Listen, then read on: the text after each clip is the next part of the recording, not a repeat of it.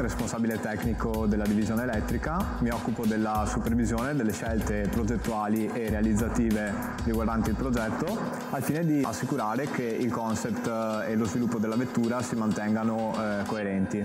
Sono nel team da 4 anni e ho avuto l'occasione di veder crescere la vettura elettrica fin dal primo giorno. Elettrica perché è una tecnologia che permette rendimenti più elevati e maggiori possibilità in termini di controllo elettronico, il che si traduce in un potenziale di maggiori prestazioni.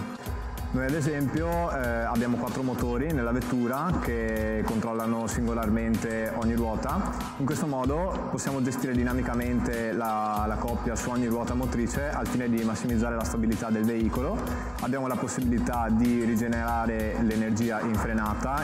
Una caratteristica molto importante del nostro progetto è che noi sviluppiamo tutti i nostri sottosistemi da noi partendo da un foglio bianco. Abbiamo un telaio in carbonio completamente pensato, progettato e costruito da noi.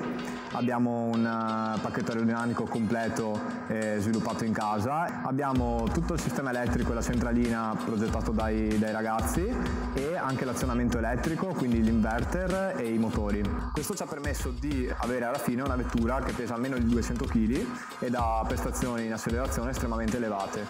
Il team è diviso in 4 reparti principali che sono sospensione dinamica del veicolo, elettronica e controllo, telaio e aerodinamica e powertrain. Fondamentale è la collaborazione e la cooperazione continua tra i vari reparti, in particolare se dei problemi emergono solo in uno stadio già avanzato di produzione o anche solo di progettazione, si possono avere dei ritardi che compromettono l'intero progetto. Essere il manager di un team di 30 persone con così tante variabili, specialmente a livello progettuale, è molto impegnativo, però alla fine vedere muoversi una vettura che è stata progettata e costruita interamente da noi partendo da un foglio bianco è una soddisfazione enorme.